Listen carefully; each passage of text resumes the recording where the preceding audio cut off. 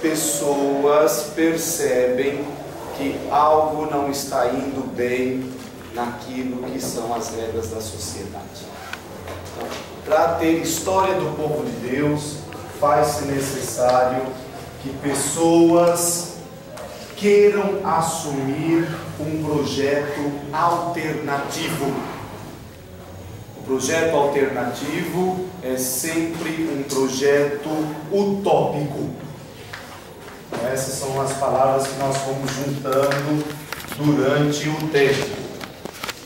Pessoas que estão descontentes com uma situação, porque essa situação não gera vida. Então essas pessoas começam a viver uma utopia.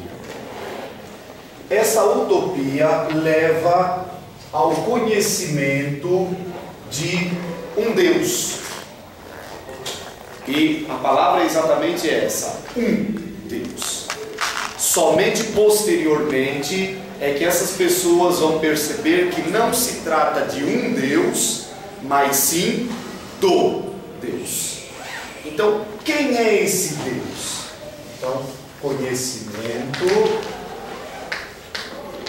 de um Deus que vai ser conhecido. Então, conhecimento conhecido, a gente junta todas as palavrinhas do verbo como libertador. Libertador do quê? Libertador de tudo aquilo que não está gerando vida. Libertador de tudo aquilo que está tolhendo. Vamos pegar como sendo o mais básico do ser humano. Então, esse Deus libertador começa a ser conhecido, e o conhecimento deste Deus libertador gera um compromisso. Esse compromisso, biblicamente, ganha um termo. O termo próprio é aliança. Então, acho que é a primeira vez que estou falando de aliança, mas a gente já conhece mais do que qualquer coisa. O que é a aliança? A aliança é quando eu percebo que aquele Deus não quis me libertar somente de uma situação. Ele é o libertador. E por isso eu entro em acordo com Ele. Nós temos diversos textos na Sagrada Escritura que vão dizer: eu serei o vosso Deus e vós sereis o meu povo.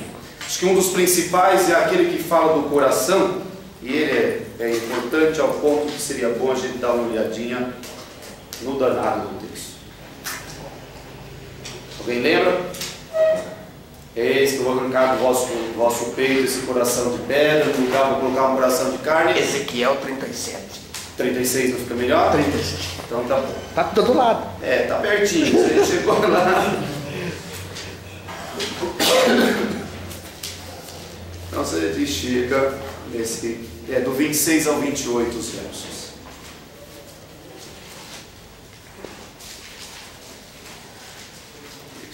Então, só para a gente perceber, Ezequiel, esse é só um exemplo, viu? A aliança começa com muitos outros textos. Esse é para mostrar quais são os termos da aliança. Então veja: arrancarei, ou, já que ele não gosta de arrancar aqui, dar-vos-ei um coração novo, porém no vosso íntimo um espírito novo. Tirarei, eu ainda fico com arrancar, mas em todo caso, tirarei do vosso peito o coração de pedra e vos darei um coração de carne. Porém no vosso íntimo o meu espírito, e farei com que andeis de acordo com os meus estatutos e guardeis as minhas normas e as pratiqueis. Então habitareis na terra que dei a vossos pais. E aqui vem a frase da aliança agora: serei o vosso Deus, e vós sereis o meu povo. Agora veja, é um compromisso que é muito importante. É tão importante ao ponto desse Deus dizer: terei que fazer modificações. Então, modificarei aquilo que está acontecendo com uma coisa que é muito importante, que muitas vezes a gente esquece. Ele não falou nenhuma vez nesse texto de uma modificação externa. Porque quem tem que fazer a modificação externa somos nós. Então vamos pensar como é que funciona a coisa. Deus faz a modificação interna, e eu, modificado, vou àquilo que é necessário fazer. Por isso no Sermão do Monte, na montanha, ele vai falar: serás inteiramente do vosso Deus. Daí ele já está implicando essa mudança. Essa mudança, se a gente pegar, está na primeira frase de Jesus. A primeira vez que Jesus vai abrir a boca para proclamar algo, Marcos capítulo 1, versículo 15. Essa é a primeira vez que Jesus abre a boca. Logicamente vocês vão dizer: ah, mas ele já falou quando tinha lá 12 anos. Mas eu não sei o que ele estava falando. Então, eu sei que ele disse: ah, vocês têm igreja, eu tenho que fazer as coisas do meu pai. Mas ali ele não mostrou nenhum projeto.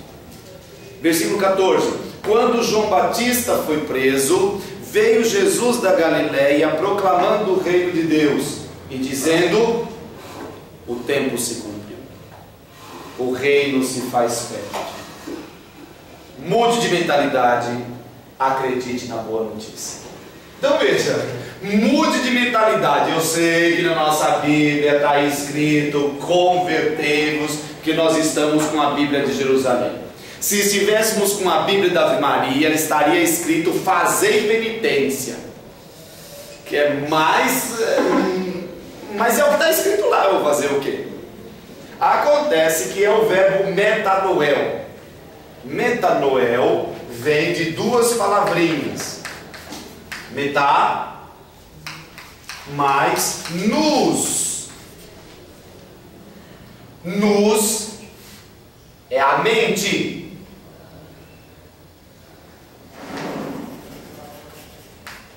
Metá é aquilo que está para além. Já passaram pela bendita da filosofia e aprenderam que Aristóteles estava escrevendo sobre as coisas físicas. E chegou um momento que ele encontrou coisas que não eram mais físicas. Então ele fez um metafísico, para além da física, que nós continuamos mantendo o grego e por isso chamamos de metafísica. Estudaram metafísica, não foi isso?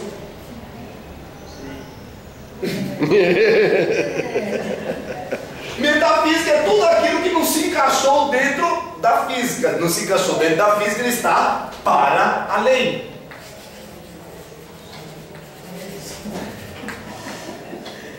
Então, se é para além da mente, significa dizer: para além aqui gera uma mudança. Eu tinha um tipo de mentalidade e eu tenho que fazer uma mudança para que a minha mentalidade seja outra. Na linguagem moderna, nessa coisa toda que nós vivemos hoje, temos que dizer: fazei uma mudança de paradigma. Olha que bonito. Jesus dizendo: o tempo se cumpriu, o reino se faz perto. Mudem de paradigma. O que é a mudança de paradigma? É uma mudança daquilo que está na base do meu pensamento, da minha ação. Porque um paradigma de verdade é um conjunto. É tudo aquilo que eu sou. Agora, mudar o paradigma não é fácil. Não é fácil. Eu pregava ontem na minha igreja dizendo que eu tenho medo das conversões, porque se você se converter sem a mudança de mentalidade, você se desconverte depois. É a pessoa que decidiu que o cigarro faz mal para si, não mudou de mentalidade, mas decidiu que ia parar de fumar. Se ela não mudar de mentalidade, ela vai colocar alguma coisa no lugar do cigarro. É a pessoa que decidiu que vai parar de comer em demasia e agora vai fazer o tal do regime. Se ela não mudar de mentalidade, ela vai trocar a comida por alguma coisa. Sei lá, se é pelo shopping, agora vai comprar, feito um condenado que tem que comprar. Então, o que acontece? Vamos pegar o que está acontecendo na realidade mesmo. O senhor está obesidade mórbida, cria, não sei se é coragem, mas cria alguma coisa, vai lá e faz redução do estômago. Não mudou de mentalidade. O que é que vai acontecer com essa pessoa? Engordar de novo. Vai ter uma doença terrível, porque ela vai comer bastante, mas ela não tem mais estômago para suportar a comida nova que está vindo. Então o corpo não vai conseguir, se já não estava metabolizando antes com um estômago desse tamanho, como é que vai fazer agora com um estômago desse tamanho? Se for redução através de grampo, aquela coisa toda, sei lá, vamos torcer para que seja possível tirar os benditos dos grampos e a pessoa lutar. Se não, pode esperar uma doença. Então, o que é preciso? Em primeiro lugar, fazer a redução do estômago? Não. Em primeiro lugar, parar de fumar? Não. Exemplo de Jesus. A mulher foi pega em flagrante adultério. A única coisa que ele vai dizer para ela, olha, vai lá, não peques mais. Esse é o equivalente ao muda de mentalidade, porque se você mudar de mentalidade, não vai mais ficar fazendo agora. Não, olha, você está arrependida. Sim, eu estou arrependida. Promete que não vai fazer mais. Sim, eu prometo que não vou fazer mais. Não muda de mentalidade não, para você ver a primeira dificuldade que você tiver, o que você faz. Gente, isso é muito normal. É a moradora de rua que quase sempre está lá na igreja, que tinha voltado para morar com a mãe e com o irmão, para cuidar do filhinho de 10 anos. E certo dia volta lá na igreja, toda com os olhos já assim, aceso e tudo mais. Eu disse para ela, mas de novo, o que está acontecendo? Ah, estou me prostituindo. Mas por quê? Acabou o gás lá de casa. Não veja, é aquela coisa. Eu decidi sair da prostituição. Fui para casa. Acabou o gás, eu vou fazer o quê? Volto para a prostituição. Ela havia mudado de vida, mas não havia mudado de mentalidade. Dá para a gente entender isso? Por isso, qual é a promessa aqui? Em primeiro lugar, eu vou pôr um coração novo. Lembrando que na Sagrada Escritura, coração não tem nada a ver com essa coisa que nós temos. Na tradição nossa, o coração é o lugar do sentimento. Meu coração está apertado, meu coração está doído. Na tradição bíblica isso não existe. A mente está aqui.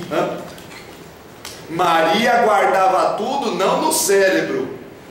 Maria guardava tudo no coração.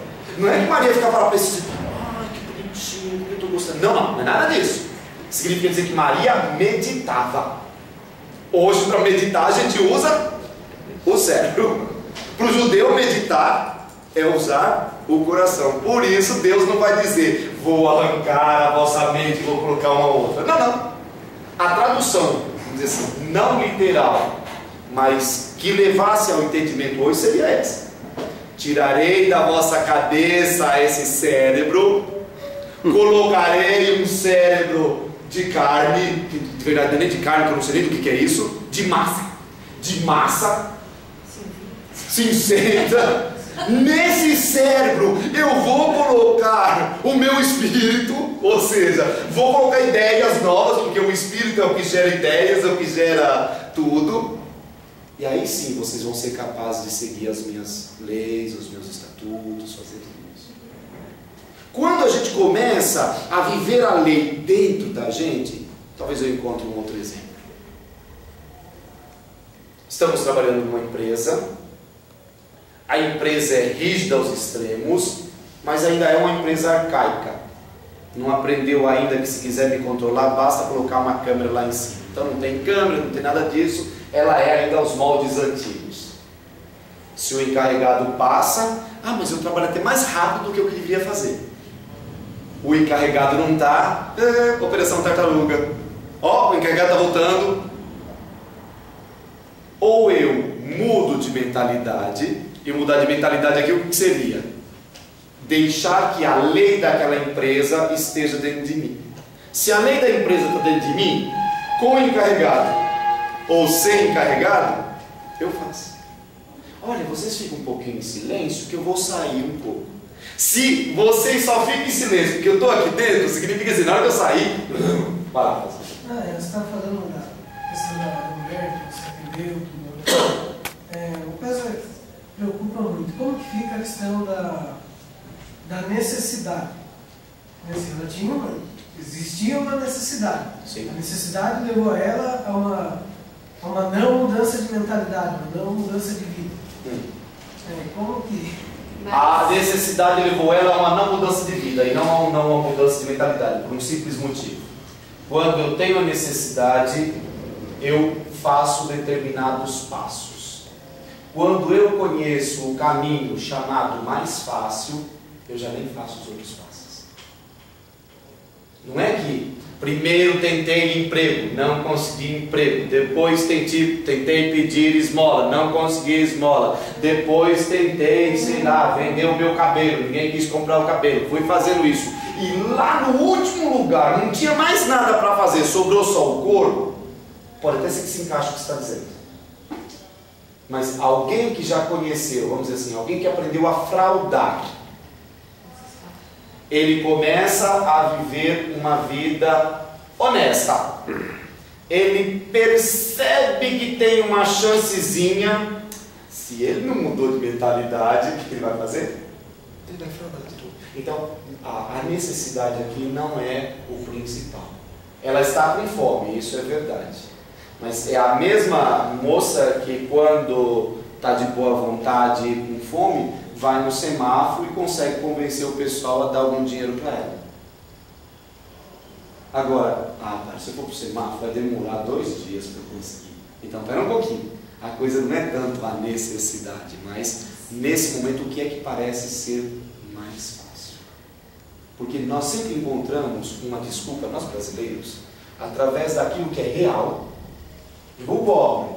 Por que ele saqueou o supermercado? Porque ele é pobre. Não, ele saqueou o supermercado porque ele saqueou o supermercado. A fome poderia ter feito com que ele tomasse outras medidas. Se nós estamos no caso daquela mulher que foi absolvida no estado de São Paulo, conseguiu encontrar um juiz que estava meio que, de bom humor naquele dia. Ela foi pega roubando um antibiótico numa farmácia. E foi levada, logicamente, aquela coisa toda. Quando chegou diante do juiz, o juiz perguntou para ela e ela só disse: olha, estou desempregada, estou tentando emprego em todos os lugares, estou tentando tudo aqui, meus currículos, está tudo aqui, tem todas essas coisas. Minha filha está de cama. Ou ela toma o antibiótico ou ela morre. Eu pedi, eu implorei, eu fiz tudo o que era dentro das minhas possibilidades. Chegou um momento onde eu tinha que optar. Ou eu rompia até mesmo com a minha mentalidade, com tudo mais, ou a minha filha não tinha chance. E o juiz disse: ela não roubou nada. Nesse caso não é bom. Mas veja, tem muitos passos antes de você chegar a isso, né? Agora eu estou lá, está doente minha filha, deixa eu olhar. Não, em primeiro lugar você vai fazer todos os passos. E é aqui que entra uma diferença que está muito grande entre o que eu faço e por que eu faço. A lei costuma ser objetiva.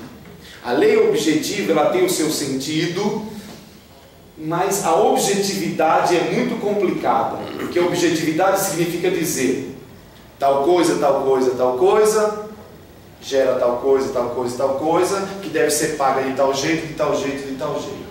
Geral, isso é perfeito. Mas quando você desce ao nível da pessoa, tudo mais, aí parece que a gente tem que entrar numa coisa que a lei tem certa dificuldade.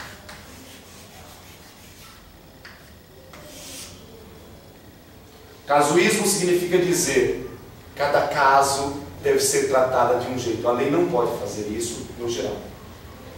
Não tem como a lei fazer isso no geral. Porque senão você faz o quê? Você não tem mais lei, você entrou na anarquia. Então existe uma lei geral. Dentro dessa lei geral existem princípios que não podem ser quebrados. E princípios que são mais flexíveis. Então, por exemplo, a Constituição Federal de 88 diz que todo cidadão brasileiro tem direito à vida, tem direito à educação, tem direito à saúde, tem direito à alimentação. Falta um dedo. Segurança, acho. Segurança, não é? Segurança. Eu sei que são cinco pilares. Então, isso, vamos dizer assim, faz parte dos direitos chamados inalienáveis. Não tem como dizer assim, é flexível, você pode ficar sem comer, ou pode... Não. Isso é obrigação do Estado prover. É aquilo que ou faz, não tem muita coisa a fazer. Agora, fora isso, as outras coisas, direito de ir, vir e permanecer, que é tão belo, tudo mais, não é que funciona assim. Eu tenho direito de ir, vir e permanecer onde é público, não onde é privado. Mas, em último caso, eu posso ir no privado, mas para eu chegar nesse privado, lembra todos os passos, né? Não é que assim, agora me deu fome, eu vou entrar lá e vou pegar, porque eu sei que ali tem uma cafeteria, e na cafeteria eu... Não é bem assim. Por mais que a cafeteria esteja aberta e tudo mais, se ela é privada, ela é privada. Espero que tenha feito chegar lá na coisa. Então, essa aliança, nós vamos dizer que ela aconteceu. Sou eu. Dá para você repetir um pouquinho o original de Marcos? De Marcos? Isso. Então, veja, ele vem disso daqui.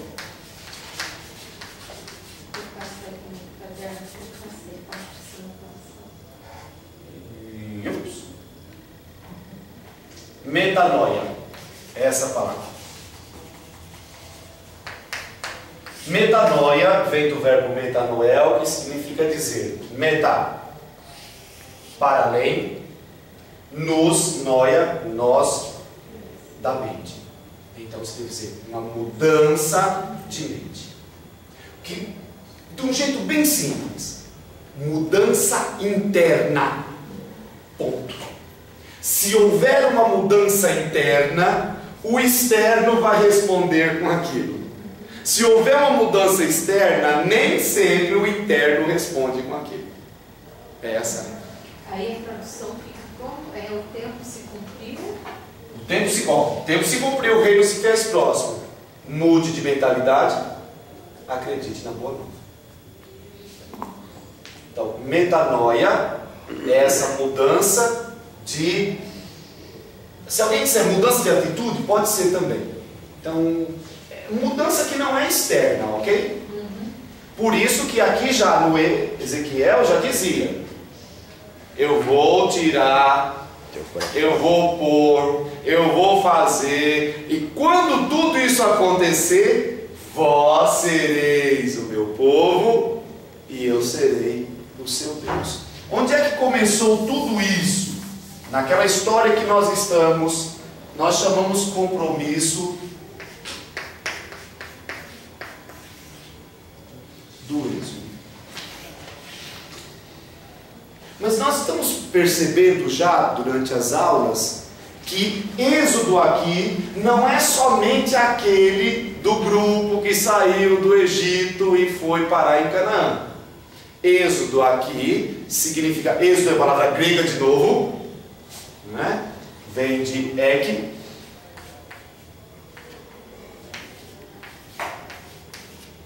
Rodós. Como o ek entrou junto com uma palavrinha que é para cá, então ele se transforma em ex. Ex rodós. Ex significa dizer fora, ou se preferirem, para fora. Rodós é caminho. Então, o que é um êxodo? Um êxodo é você se colocar para fora do caminho, não fora de um caminho. Você se coloca, vamos dizer, eu estava aqui e eu me coloco para fora, então eu vou para um caminho. Então, todo êxodo é isso. Todo êxodo é o quê? É um caminho para. Se é um caminho para, naquilo que é a história do povo de Deus, é um caminho para a libertação. Isso é êxodo. Por isso, o tempo inteiro nós vamos escutar Deus dizendo: sai dela, meu povo. Sai dessa cidade, sai dessa situação, sai dessa vida, não sei, não importa o que seja, mas sai dela. O que significa dizer? Para fora do caminho. Vai para um caminho. Éxodos.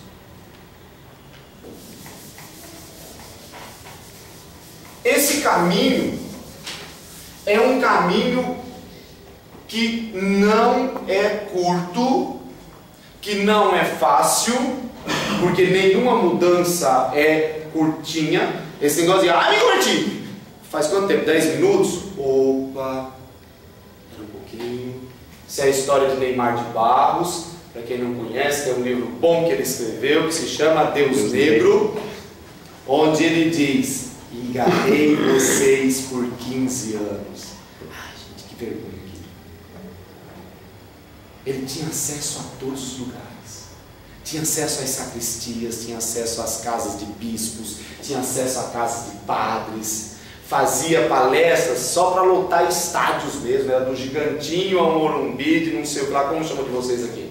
Estádio grande. SIC. O SIC, sei lá o quê. Então assim, ele fazia tudo isso. Por quê? Porque ele tinha uma história muito bonita. Até um determinado momento, então aqui é a minha linha divisória, até um determinado momento, ele era um dos funcionários do Grupo Silvio Santos, trabalhando ali com televisão, fazendo as coisas que esse pessoal costuma fazer, pelo menos a maioria, o que significa dizer, traindo a mulher, fazendo tudo aquilo que era na nossa mentalidade faz parte da vida dos artistas, desse pessoal todo. Que não é tão verdade assim, porque não são todos, mas que é uma grande maioria. Então a gente, de uma hora para outra, esse homem chegou na empresa e disse: eu não vou mais sair com vocês, eu não vou mais procurar outras mulheres, eu não vou. E rompeu de uma hora para outra com tudo, e se tornou o homem, vamos dizer assim, modelo de perfeição. E o que está acontecendo? Não, me converti. Agora eu percebi qual é a verdade me libertou, João 8,32, e a coisa foi indo, e aí ele começou a dar palestras, ele começou a dar testemunhos, ele começou a escrever livros, ele começou a fazer um monte de coisa, e por 15 anos, veja que não foi 10 dias ou 15 dias, por 15 anos, ele ficou nessa vida, até que ele escreveu um livro dizendo: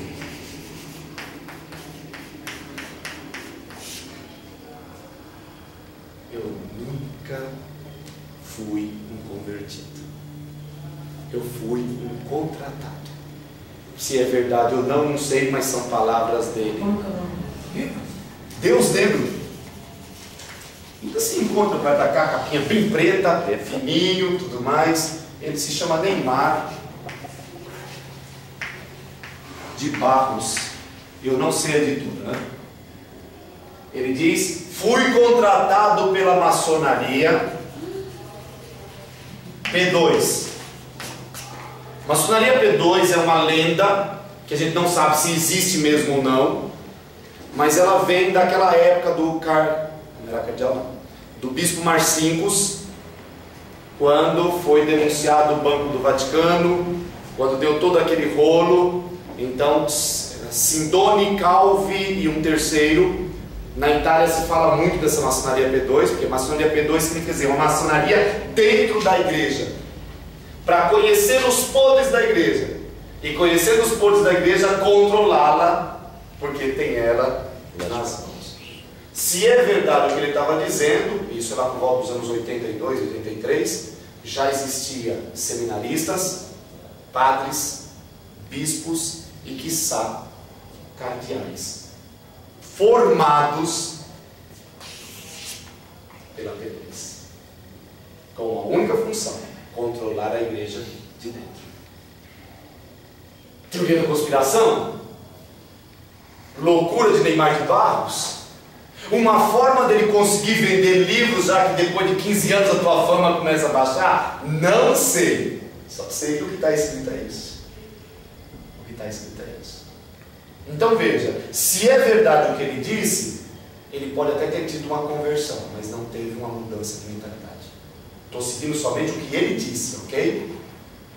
Não sei se depois ele disse, olha, menti quando disse que estava mentindo, não existe nada disso. Aí eu não sei, cada um vai dizer o que quer. Mas o que ele disse foi isso. O que a gente sabe é que Calvi se assassinou a si mesmo, que assim fica bem bonito.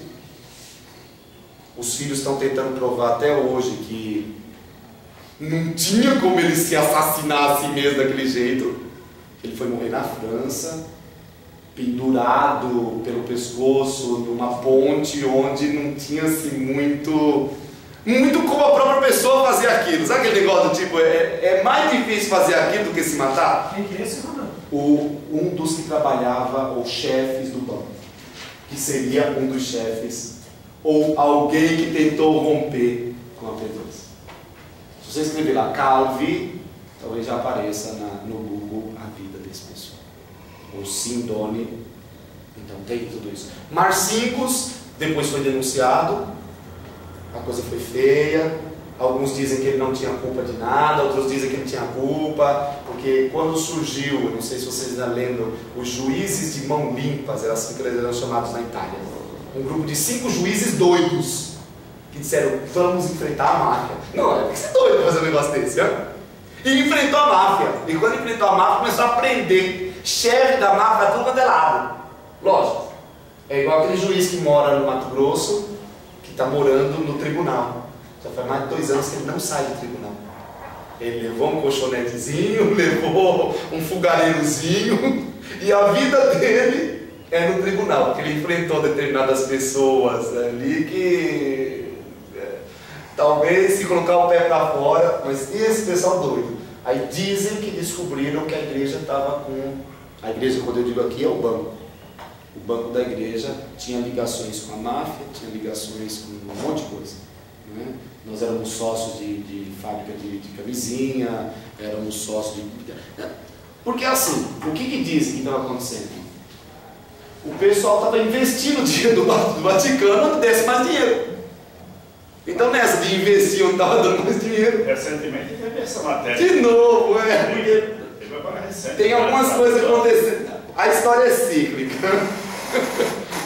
Dizem que o Papa está com esse dossiê na mão, não o dossiê do que eu estou contando, mas de uma coisa semelhante. Sim, isso é verdade. Mas pode ser que tudo isso seja lei do banco.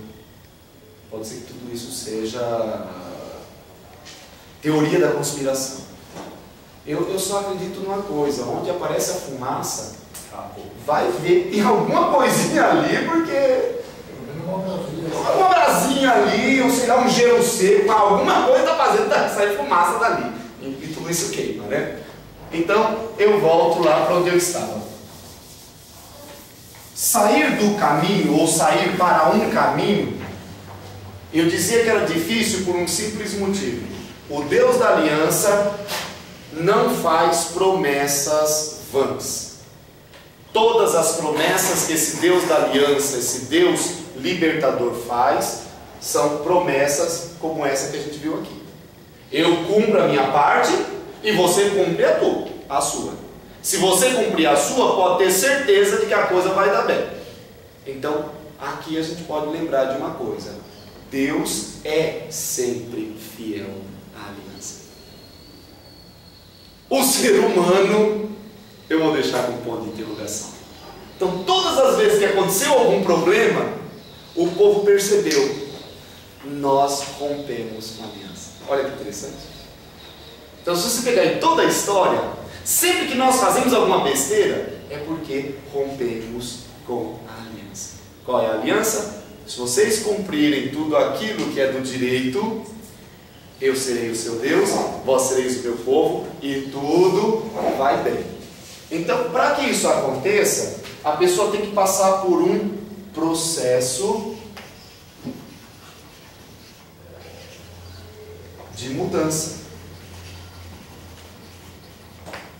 E esse processo de mudança aqui, ele ganha um nome.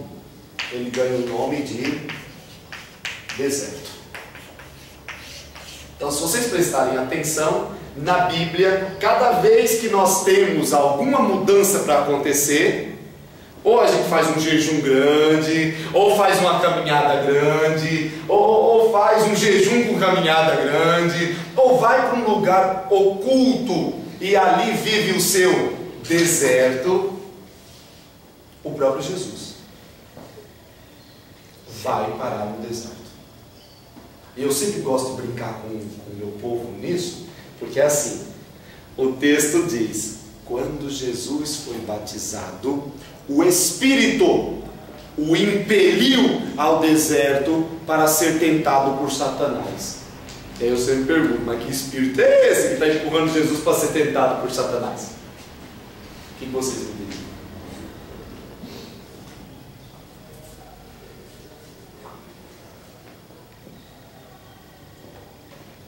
Quando Jesus foi batizado, o Espírito o empurrou para o deserto para ser tentado por Satanás. Que Espírito é esse?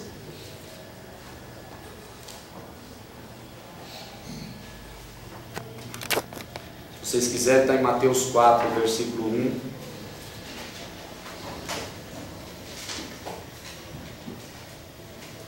Se vocês quiserem, está em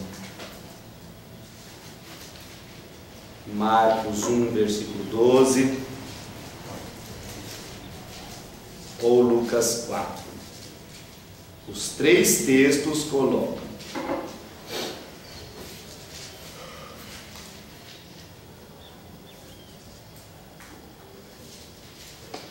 a minha Bíblia diz em Lucas: era conduzido, em Marcos: foi impelido, e em Mateus: foi levado. Então, três verbos diferentes: levado, impelido e conduzido. Que espírito é esse?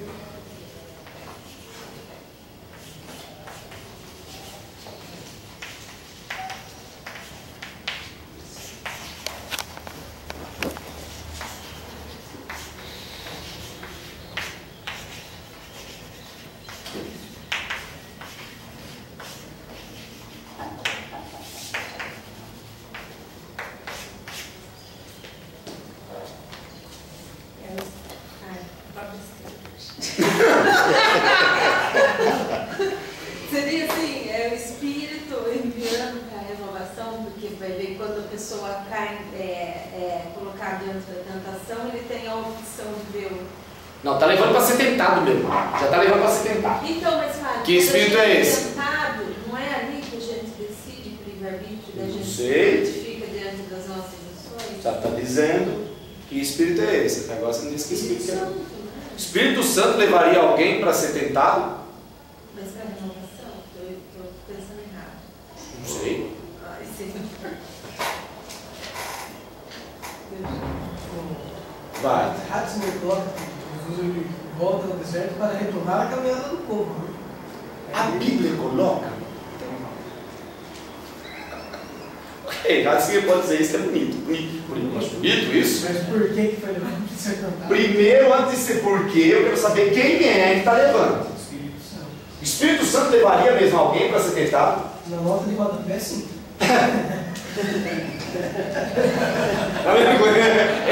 É a nota de rodapé que está fazendo. Então veja, só pode ser o Espírito Santo porque Jesus não é conduzido por nenhum outro espírito. Porque se Jesus fosse conduzido por qualquer outro espírito, a coisa seria complicada demais. Nós nunca teríamos certeza se naquele momento ele estava sendo conduzido por um espírito ou por outro. Então, no caso de Jesus, é sempre pelo Espírito Santo. Então a primeira coisa está feita. Se a primeira coisa está feita, porque é o bendito do Espírito, e agora eu troco o E minúsculo, coloco um E maiúsculo aqui, porque é que o Espírito levaria alguém, não é só levar para o deserto, é levaria ao deserto para ser tentado. E aí sim, a gente pode entrar nisso que foi dito por vocês. Porque a tentação em si não é a coisa ruim. A coisa ruim é a opção que eu tomo diante da tentação. Está me faltando gás de cozinha. Qual é a tentação? Que eu consiga o gás de cozinha pelo jeito mais fácil. Para alguns o jeito mais fácil é roubar. Para alguns o jeito mais fácil, sei lá, é prostituir-se. Para alguns o jeito mais fácil é fraudar ou fazer qualquer coisa do tipo. Então, veja, a tentação em si não é o pecado. O pecado é o que vem depois.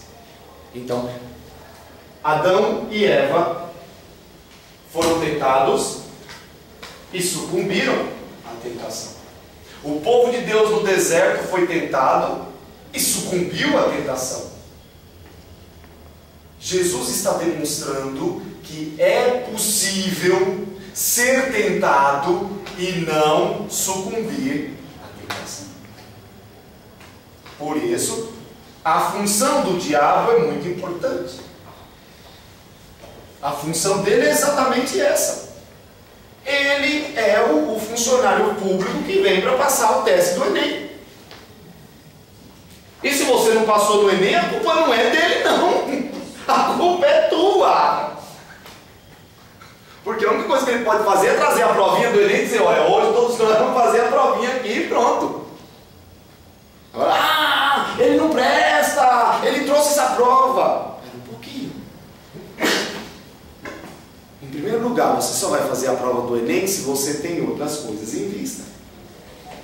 Então já começa por aqui. Agora, se você assumiu fazer a prova do Enem e não estudou, então tem alguma coisa errada com o diabo? Não! Quem vai fazer a prova?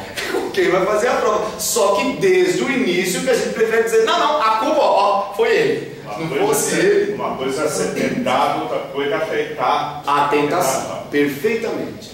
Por isso que precisávamos de alguém que nos mostrasse, não que não era tentado, porque tanto é que São Lucas chega ao ponto de dizer: e o diabo o deixou para voltar no momento oportuno. Já é oportuno. Já é oportuno de novo. Oportuno, veja, o que ele está dizendo é que o diabo não teve poder sobre ele, porque ele não sucumbiu à tentação. Mas a tentação, ela é constante. Tem momentos que a gente quase não sente ela. É verdade isso. Mas tem momentos que a gente sente mesmo muito forte. Tem momentos que parece que a coisa está tão tranquila, você não tem mais. Cuidado, quando chega nessa fase, você baixa a guarda, o outro vem, ó, te dá pancada. Então, o processo de mudança só pode acontecer, e vou repetir de novo, só pode acontecer no deserto. Por quê? Porque deserto aqui não é um lugar físico. Deserto significa dizer lugar da não segurança. O que é um deserto? O deserto é quando eu não tenho mais nenhuma coisa para dizer assim: não, essa aqui está a minha força, eu confio nisso daqui. Não, você não tem mais nada em que confiar. Você pode pegar qualquer deserto, um deserto como por exemplo do Saara, você vai confiar em quem? Na areia ou no sol quente? Não tem nada. A qualquer hora vem uma tempestade de areia, que é muito melhor pegar as nossas tempestades de água aqui do que a de areia, né? Por isso que o pessoal anda com aquele negócio, aquele turbante, aquela coisa. Aquela não é enfeite, não.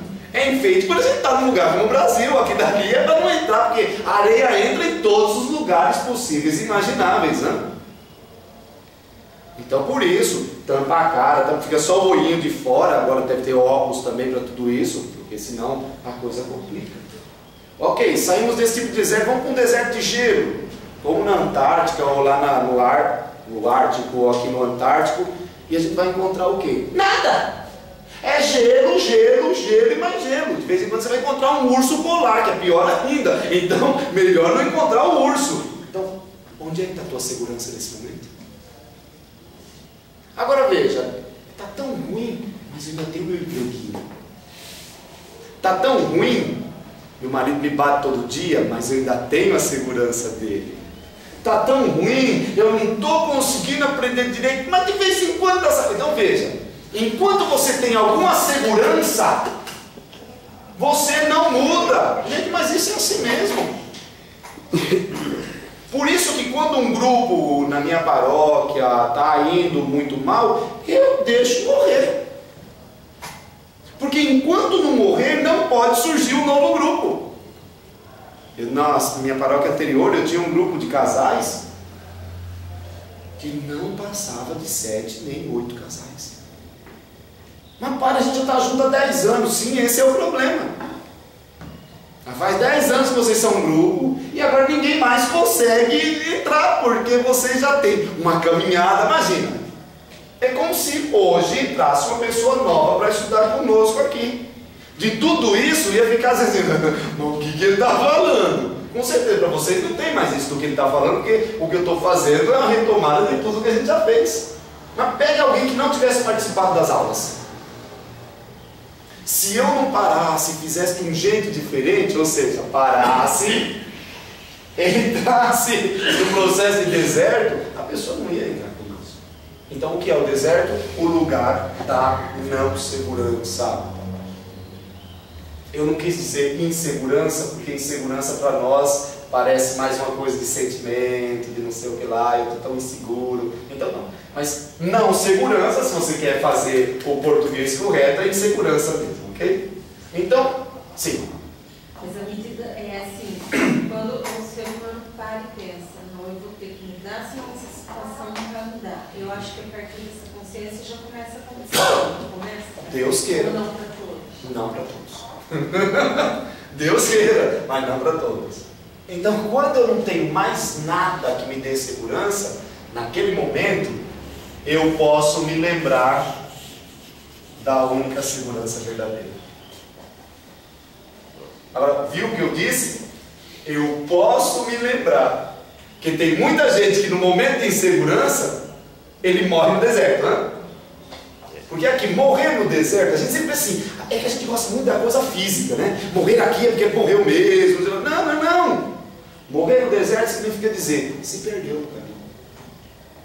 Não encontrou o Deus vivo e verdadeiro que estava ali. Não encontrou o compromisso. Resolveu trocar. Veja, você quer uma morte maior do que trocá-lo por um bezerro de ouro? Foi se afastar os caras que produziram. Mas lógico, vai que ele morreu lá em cima, ele está demorando, porque o problema foi esse. Está demorando. O que ele está fazendo lá em cima? Acho que ele já nem volta mais. Deve ter morrido. Então, olha, não vamos ficar sozinhos. Ficar sozinho é perigoso. Queremos um Deus conosco. Então, se queremos. Vamos fundir, vamos fazer um melhor. Agora sim nós temos, veja. Por isso que o processo de mudança se dá no deserto e ele leva tempo. Leva tempo. Então, um processo de mudança que se dá no deserto. Ok. Quem faz o verdadeiro processo?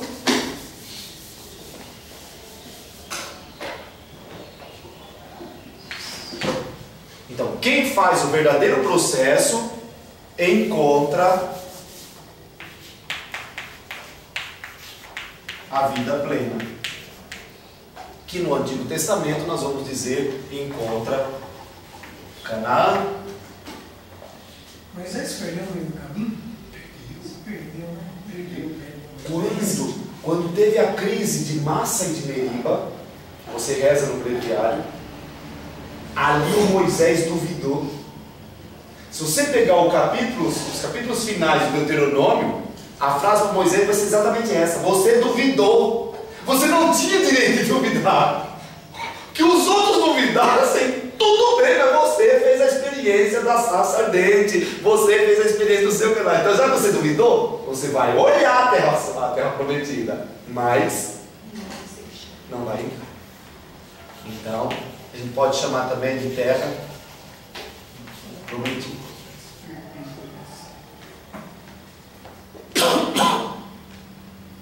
Por isso, quando nós dizemos que Jesus é o novo Moisés, a gente tem que tomar muito cuidado com isso.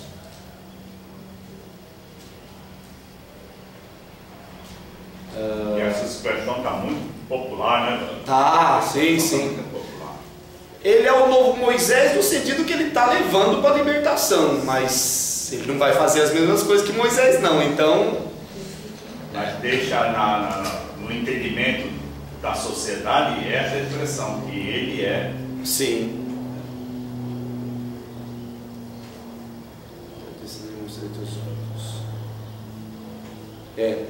O versículo 4 do 34 do Deuteronômio só vai dizer assim: e o Senhor disse a Moisés: esta é a terra que sob juramento prometi a Abraão, Isaque e Jacó, dizendo: eu darei à tua descendência, eu a mostrarei aos teus olhos, tu, porém, não atravessarás para lá.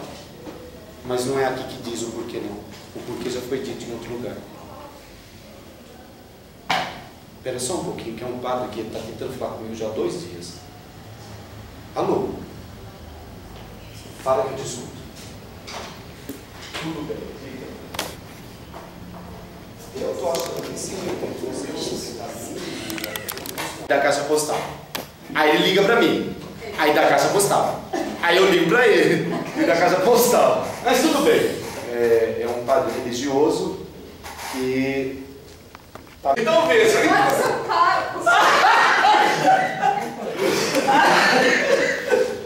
Eu estou gripado, eu não posso rir muito.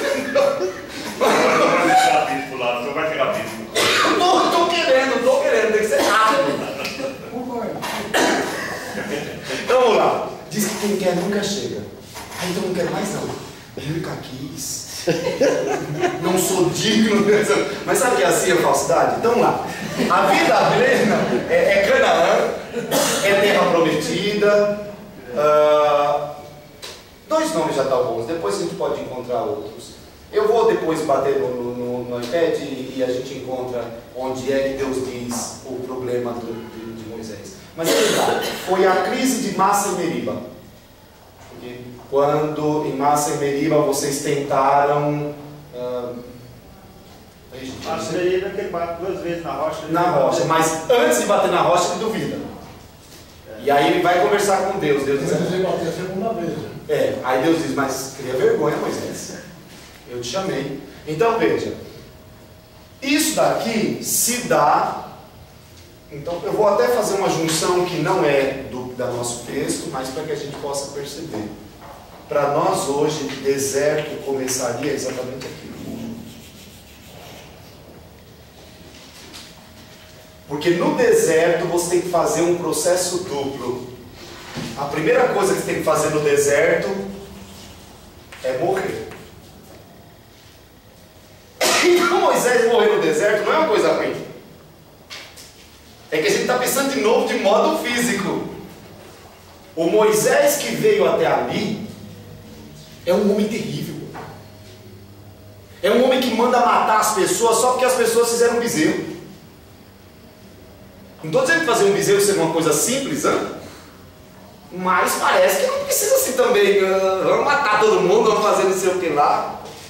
Então veja, o projeto que o Moisés tinha na cabeça era um projeto bonito, mas estava se tornando um projeto dele. Eu sou o libertador. Não, eu não sou o libertador de coisa nenhuma, não. O libertador é o outro, é o homenzinho que vai cima e eu sou apenas o representante dele. Então, nesse ponto, veja que o Evangelho de João é muito sutil. No Evangelho de João é o único evangelho onde você vai encontrar João Batista dizendo: o importante é que ele cresça e eu. Veja, é para que a gente perceba, porque quando alguém é chamado para alguma missão, e todos nós sabemos muito bem como é que funciona isso, de vez em quando a gente deixa a missão tomar conta da gente. E a gente começa a se sentir na importância da... Que importância? A Bíblia vai dizer o tempo inteiro: lembra-te que tu és um saco de... Que é isso que nós somos, não é mais do que isso não, gente, pelo amor de Deus. Só que, quando a gente tem qualquer título assim, a coisa é importante, né? Eu não tenho posto, eu tenho que começar a aprender essas coisas assim.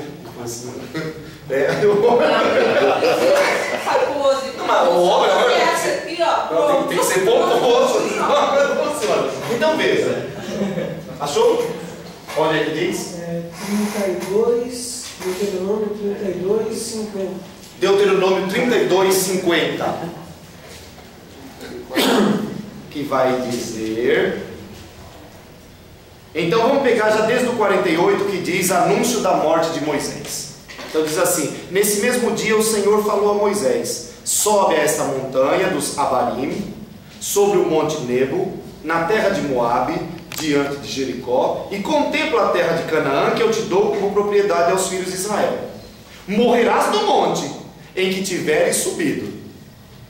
Irás reunir-te aos teus, assim como teu irmão Arão, que foi reunido ao seu povo no monte Hor.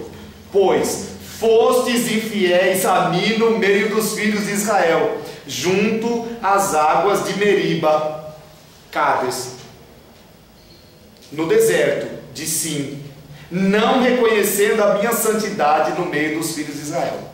Por isso, contemplarás a terra à tua frente, mas não poderás entrar nela, na terra que estou dando aos filhos de Israel.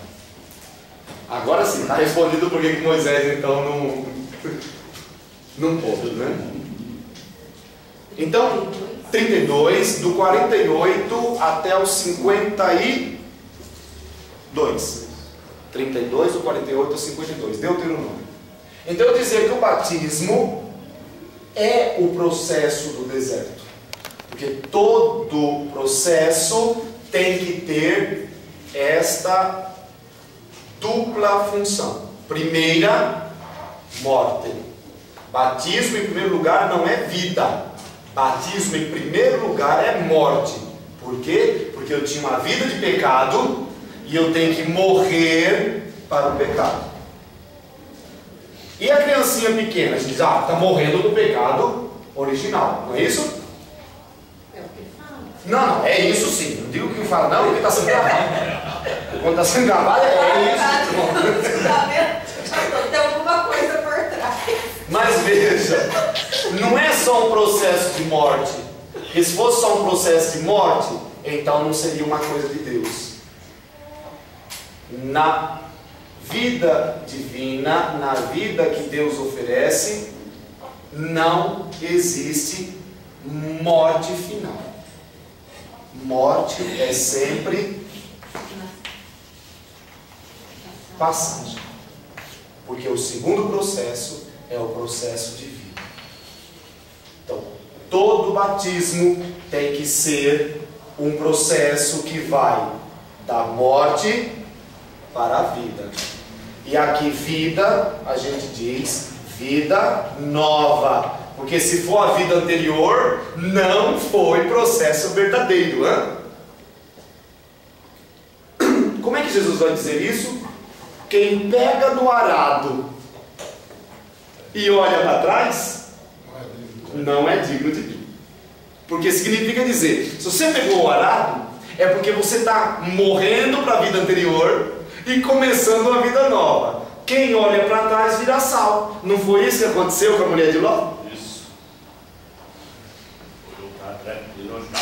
Por quê? Porque ela queria sair e ao mesmo tempo ficar.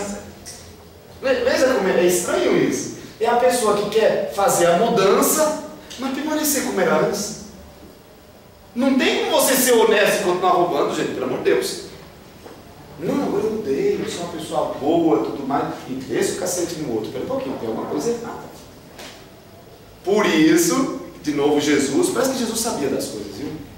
Um dia eu vou conversar com ele para ver se é ele que está aprendendo comigo, eu que estou aprendendo com ele. Tem algumas coisas assim que eu não sei direito o que está acontecendo. Mas ele dizia: quer conhecer uma árvore? Olhe os frutos dessa árvore. Porque a árvore pode ter até se convertido numa árvore grande, se convertido, mesmo sempre colocando as aspinhas, se convertido numa árvore frondosa, cheia de folhas, cheia de galhos, mas o que adiantou? Não é isso que ele diz quando ele passa perto da figueira? Nossa, essa figueira está bonita demais. Traz um fruto para mim. Senhor, a figueira não tem fruto. Agora é bom sempre lembrar: figueira não é uma árvore. Figueira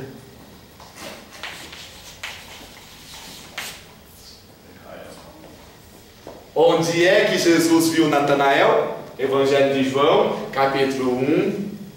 Eu te vi embaixo. Olha lá, vamos pegar o João, só para a gente ver se isso é.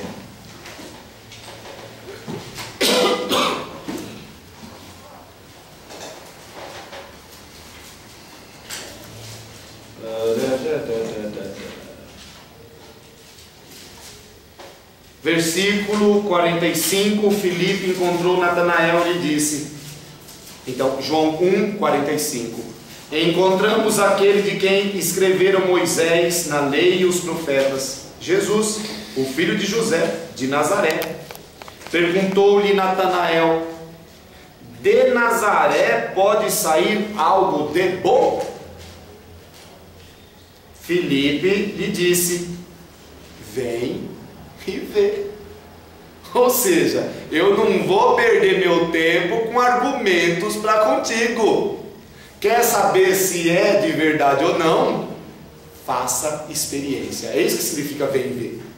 Faça experiência. Jesus viu Natanael vindo até ele e disse a seu respeito, eis um verdadeiro israelita, em quem não há fraude. Natanael lhe disse, de onde me conheces? E Jesus respondeu, antes que Filipe te chamasse, eu te vi quando estavas sob a figueira. Então vamos lembrar o que Jesus disse? Esse homem é um verdadeiro israelita. Ok?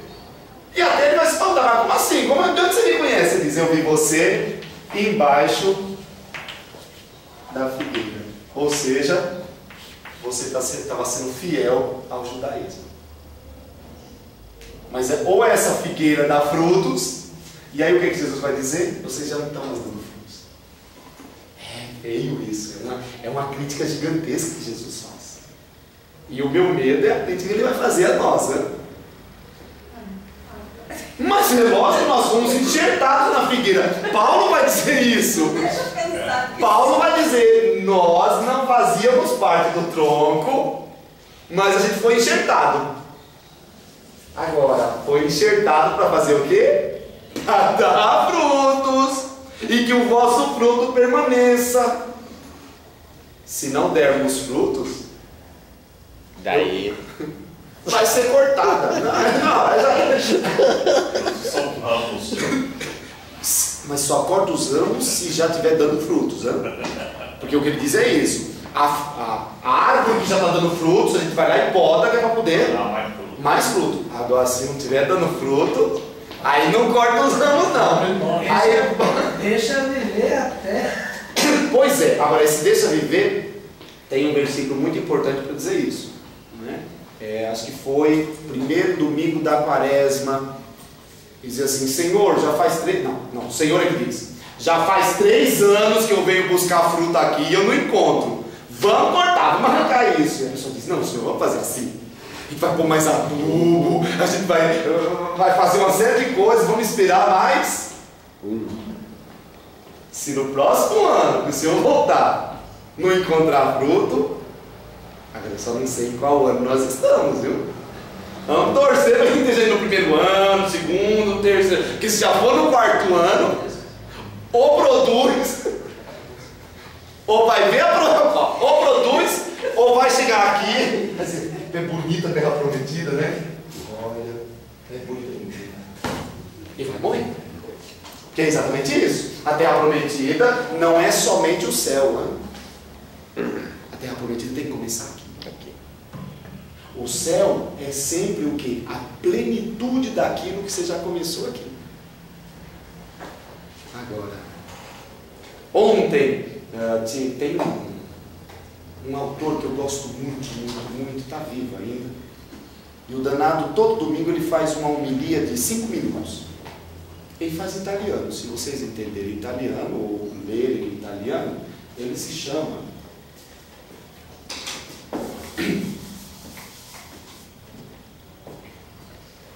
Padre Alberto Maggi.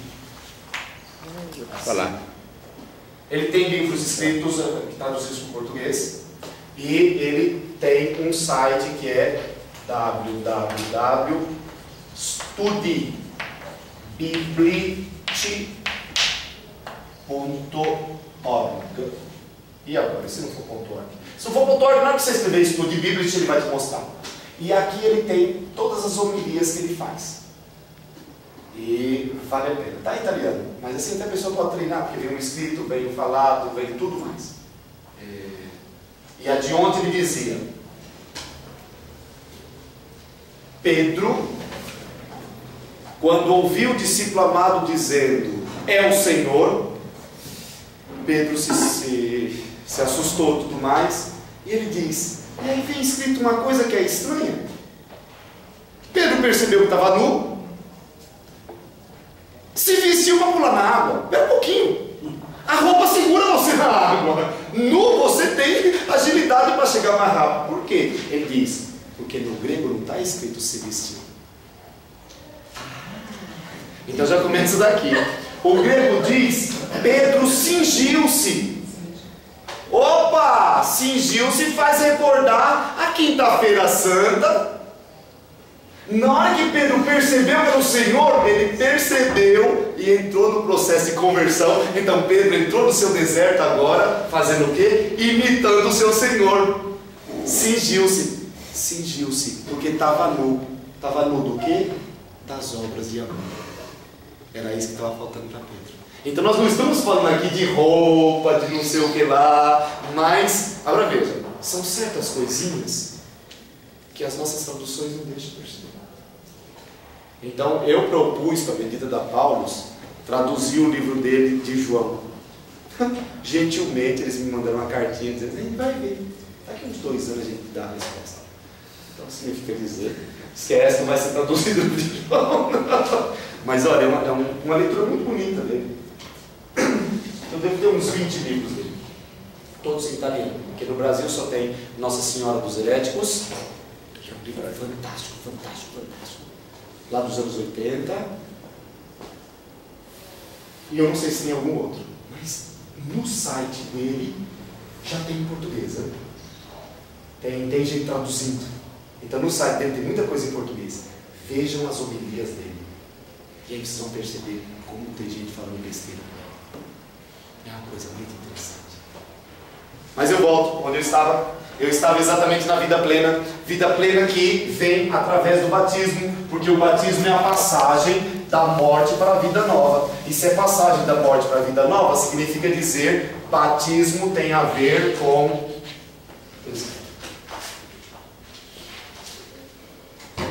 Mas que coisa estranha.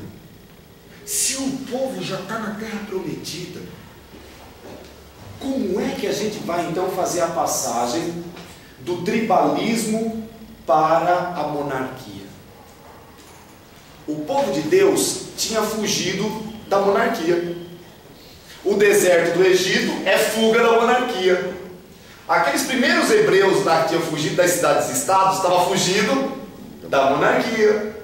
Por quê? Era tudo para encontrar o quê? Um projeto utópico. Acontece que os juízes, que a gente falou deles nas últimas vezes, começaram a demonstrar que nem sempre estamos prontos para a mudança. Então começamos a ter juízes, é só lá na Bíblia, viu? Corruptos. Os juízes começaram a se corromper. Alguns começaram a aceitar um boizinho aqui, um boizinho ali, uma ajudinha aqui, uma ajudinha ali e tudo mais. E isso começou a minar o projeto tribal. Projeto tribal.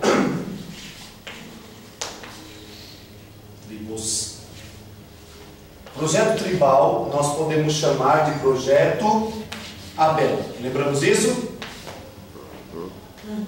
Que Abel é o projeto daquela pessoa que é um por todos e todos por um. O projeto da monarquia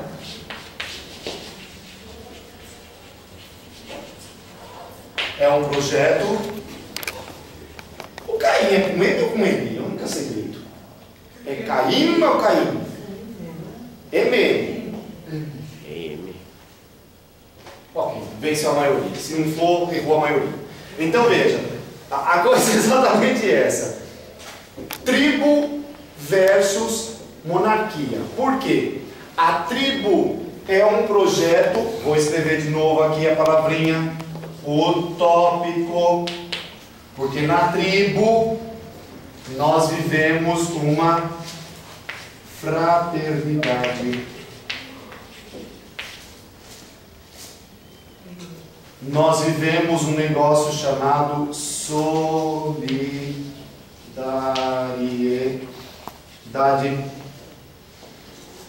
Nós vivemos o quê? Tá bom já, fraternidade e solidariedade. Vamos ver se tem mais uma palavra que seja bem forte mesmo. Se eu já sou irmão e se eu vivo com o coração, eu não tenho mais nada a fazer. Tá bom aqui.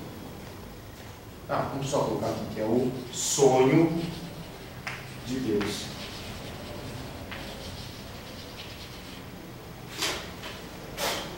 Esse é o projeto de Deus, né? O projeto de Deus é o projeto tribal. Não que a gente vive em tribo, não é nada disso. Porque as tribos de hoje estão igualzinho à monarquia. Mas um projeto tribal, que significa um projeto onde tem fraternidade, onde tem solidariedade. Onde a pessoa vale não pelo que ela possui, mas vale por aquilo que ela é. Então, de verdade, é como se fosse assim: o projeto tribal é o ser, o projeto monárquico é o quê? É uma grande e velha briga, gente. Isso aqui vem desde o início. E isso não está fora de nós, isso está dentro de nós. Tem uma parte do Romeu que quer ser tribal, mas tem uma parte do Romeu que quer ser monárquico. Eu vou fazer o quê? Se a briga estivesse fora de mim, estava muito fácil, mas não. Tem uma parte de mim que quer mandar, tem uma parte de mim que quer ser solidário, tem uma parte de mim que acha que é melhor ganhar, tem uma parte de... Não. Tudo depende, diziam já os antigos, antes de nós, mas lá por volta do 500 a.C., que dentro do coração do homem tem dois deuses. Um se chama Ahura Mazda. O outro se chama Arimã.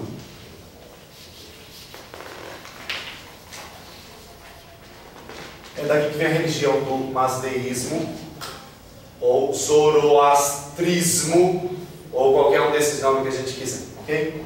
Ahura Mazda representa o bem. Arimã representa o mal.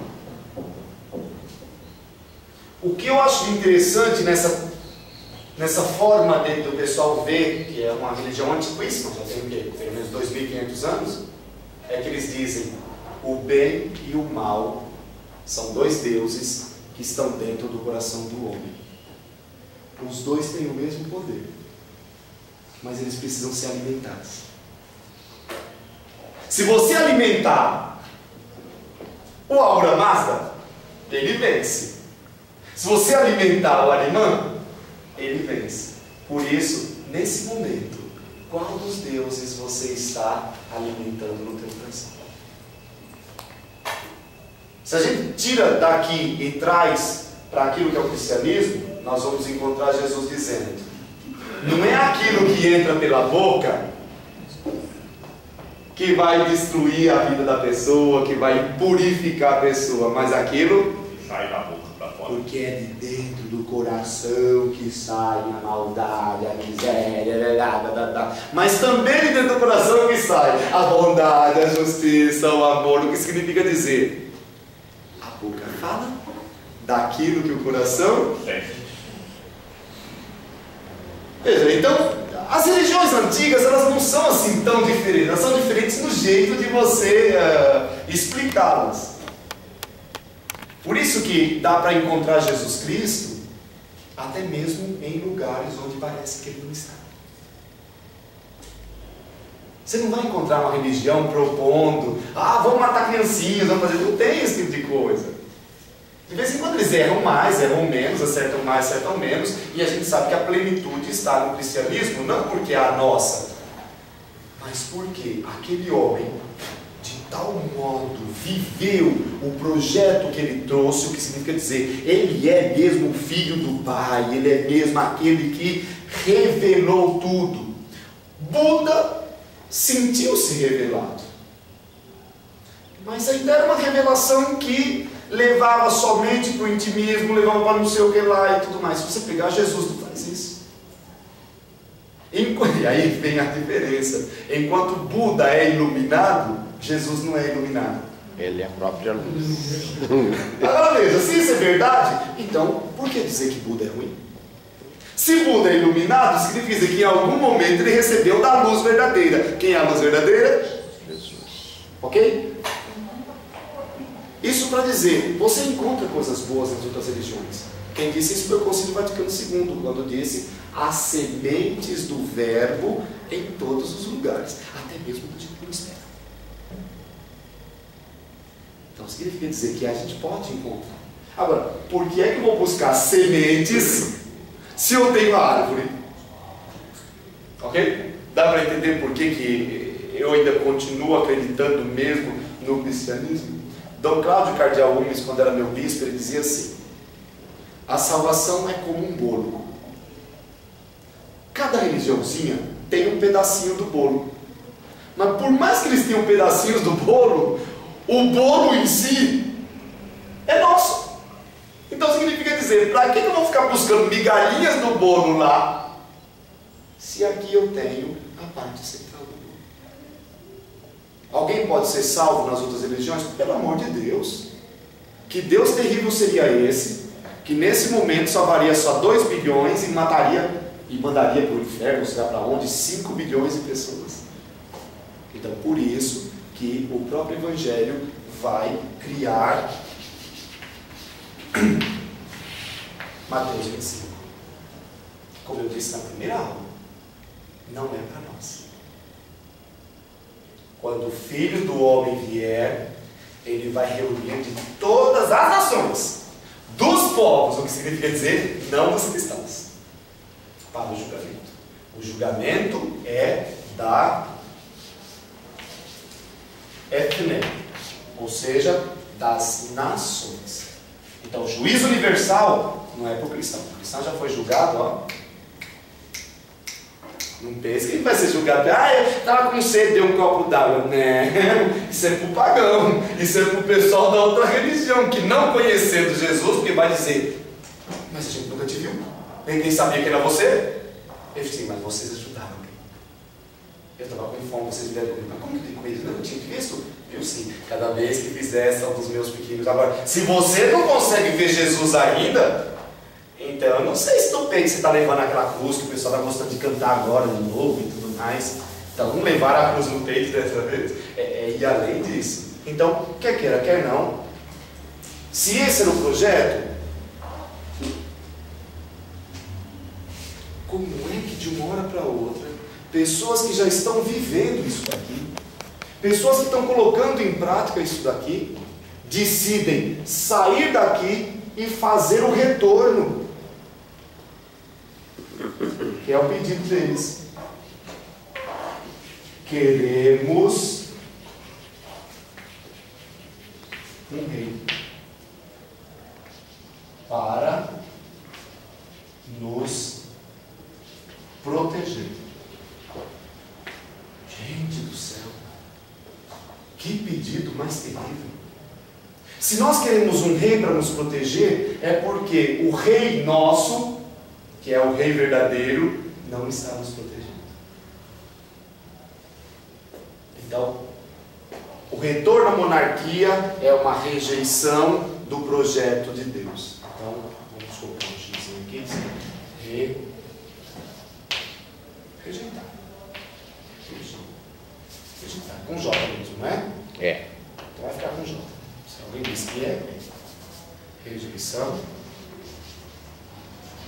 do projeto de Deus. Só que tem um pequeno problema. Qual é o problema para quem rejeita o projeto de Deus? Simples. Em Deus não há divisão. Explico isso. Em nós humanos há uma divisão. Eu posso ter um projeto X e uma vida Y. Em Deus não. Se o projeto de Deus é X, a vida de Deus é X e Deus é X. O que significa dizer, rejeitar o projeto de Deus é rejeitar o quê? O próprio Deus.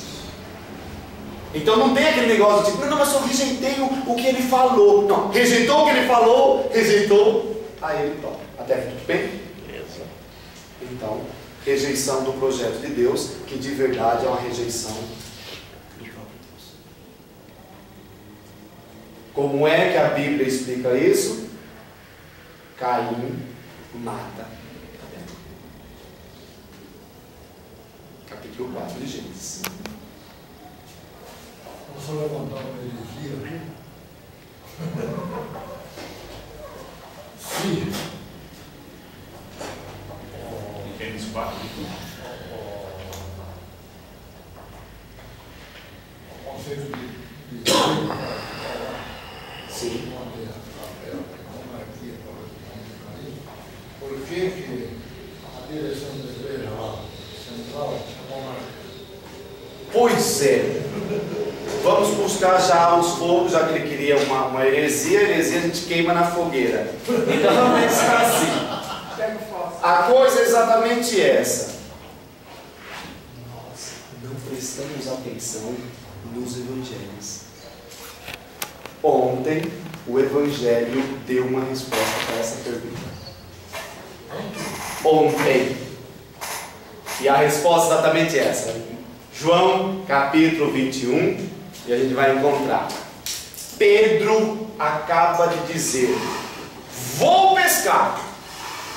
E o que é que os discípulos dizem? Quem segue Pedro vai para o buraco, pesca a noite inteira e não consegue nada. Espera um pouquinho. Não deveria ser vamos com Jesus ou qualquer coisa do tipo? Então veja. Olha como é interessante. Olha como o evangelho é muito sutil. E eu tenho certeza que o pessoal não quis pregar sobre isso, porque dificilmente alguém prega sobre isso, porque... Mas veja, vou pescar. E o pessoal, vamos contigo. E o evangelho diz, ficaram a noite inteira e não conseguiram nada. Jesus tinha dito uma frase que a gente precisa se lembrar: sigam-me e eu vos farei pescadores de homens. Sigam Pedro e ele vos fará pescador de nada. Lógico que a segunda frase não foi dita, mas foi colocada. Ficaram a noite inteira. Amanhece o dia, porque durante a noite é onde acontece tudo que não presta, né? Porque noite aqui não é aquele período entre 6 da tarde e 6 da manhã.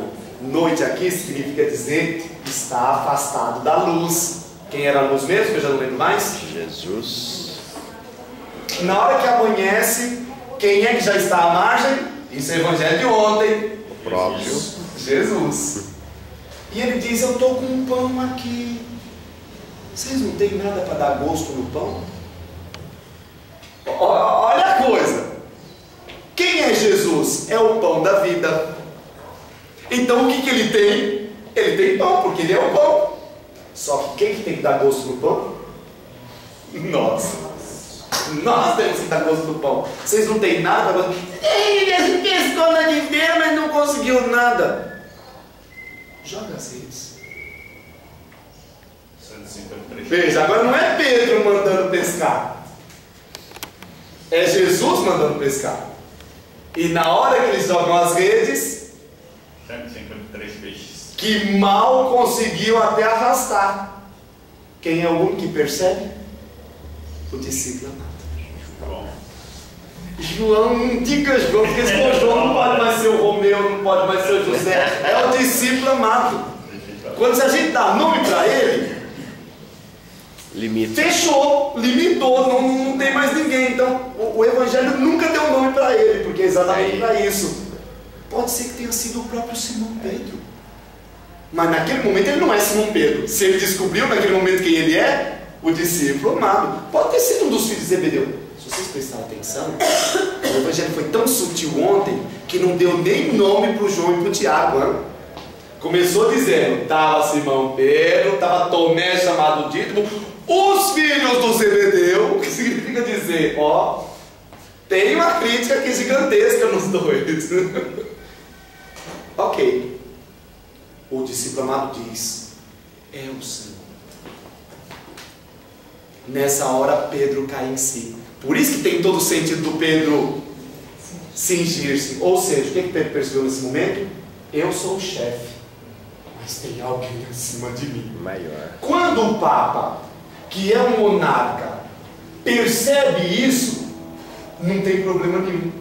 Como quando Bento XVI disse, olha gente, eu estou renunciando porque tem alguém acima de mim que me chamou. E esse mesmo que me chamou pode chamar um outro, que significa dizer, eu estou na função de rei, mas o único rei é outro.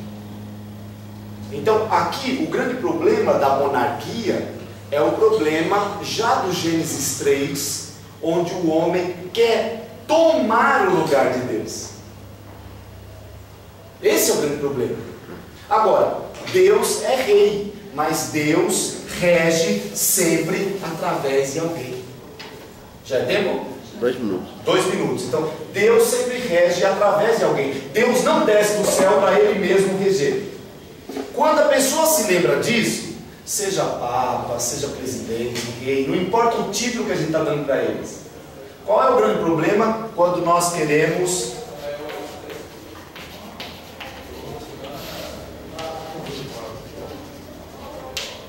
E o que é usurpar o trono? O trono não é meu, eu só sou o representante. É aquela história bonitinha que a gente conhece do diabo. Deus um dia levantou um pouquinho para sair e falou, o trono está vazio, deixa eu. Mas aquilo não aconteceu lá em cima, gente. Aquilo está acontecendo aqui embaixo. Deixa eles descuidar um pouquinho para vocês verem o que acontece. Deixa a cátedra vazia por alguns dias para ver o que acontece. Ou não é assim? É. Ou isso é só lá em Santo André? A gente volta. Quem pode reinar? Somente Deus. Por isso, talvez até seja importante retomar. São 3 ou 4 frases só. São 4 minutos de música. O Aleluia de Handel. No Aleluia de Handel, que é um pouco Apocalipse, ele vai repetir poucas frases. Não é? Ele começa Aleluia, Aleluia, Aleluia.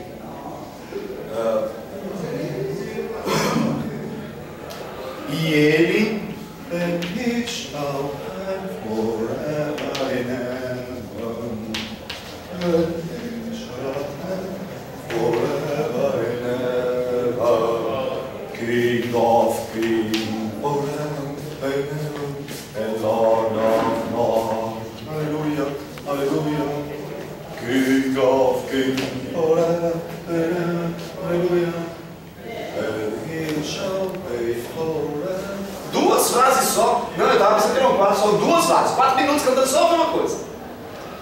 e ele reinará para sempre. Agora, o ele aqui,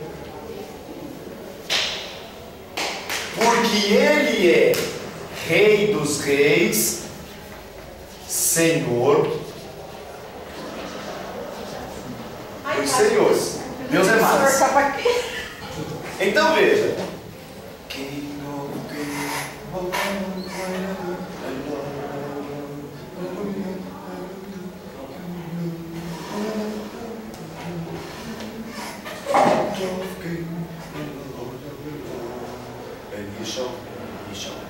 E repetiu aqui de novo, isso mesmo. Então veja, no dia que nós nos recordamos disso, tudo pode acontecer. Não importa como você é chamado, basta que você se recorde. Você é sempre alguém sob o poder de alguém. Então pode ser papa, pode ser rei, pode ser o nome que for. Até aquele boininha que o pessoal costuma colocar na cabeça, é uma boininha interessante, porque diz: acima de mim. É isso que significa, gente, pelo amor de Deus. Solidário, sim. Colocou a boininha acima de mim, só Deus. Por isso que tem que usar o tempo inteiro. Olha que coisa interessante. Usar o tempo inteiro para se recordar que tem alguém acima. É interessante esse tipo de coisa. Sim. Uma curiosidade. Tem alguma passagem na Bíblia assim que deve ser? Por que Deus escolheu Pedro para líder? Por que Jesus escolheu Pedro para líder? Primeiro, porque Jesus nunca escolheu Pedro para líder. Jesus escolheu Simão. Pedro é apelido. O grande problema nosso é que nós transformamos o apelido na própria pessoa. Se vocês prestaram atenção no evangelho de ontem, Jesus vai conversar com alguém. O autor do evangelho diz: e Jesus disse a Pedro. E aí vem 2 pontos, e Jesus diz: Simão, filho de João. De João ou de Jonas? De Jonas, de Jonas. Que ele é filho de João de verdade. Aqui, Bar-Jona. Tá bom, então só aproveitar uma coisa. Provavelmente não significa dizer filho de Jonas. Dizem que essa palavra existe no aramaico e significa dizer meio que rapiru, bagunceiro, qualquer então. Simão Mazão, tu me amas mais do que esses? E o evangelho faz questão de dizer: e Pedro respondeu. Espera um pouquinho, com quem que Jesus está falando? Jesus fala com Simão, mas quem responde é o Pedro. Significa dizer: eu estou tentando falar com um homem de carne e osso, e quem me responde é o cabeça dura, é a pedra. Aí Jesus volta de novo: Simão. E Pedro responde. Na terceira vez Jesus de novo: Simão. Tá bom, Pedro, vai lá. Vai. A respeito do texto em grego, Jesus, nas 2 primeiras colocações, fala do ágape. Isso. E Pedro responde com Filéu.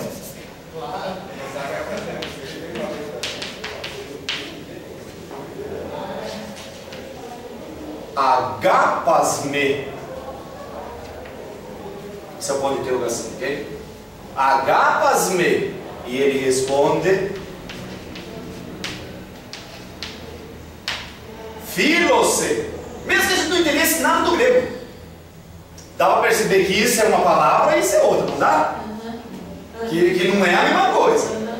Segunda vez. Então esta aqui é a primeira e a segunda, ok? Na terceira vez Jesus vai dizer isso daqui para ele.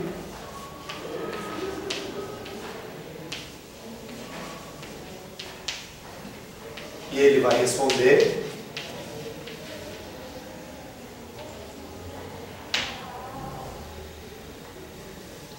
Se é tudo igual, por que na terceira vez Jesus mudou? E agora veja. Mesmo verbo. O latim, que é a primeira tradução, vai fazer uma coisa muito interessante. Eu gosto do latim também. Não entendo nada do latim, viu? Então só gosto. Então o latim ele vai dizer Simones e qualquer coisa, não é?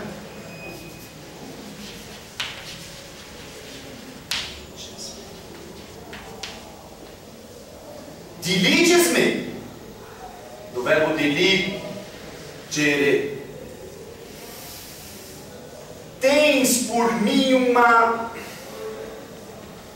Como será que a gente podia colocar isso? Uma veneração, uma coisa tão grande, Uma adoração. um amor, uma adoração será tão grande. E Pedro responde: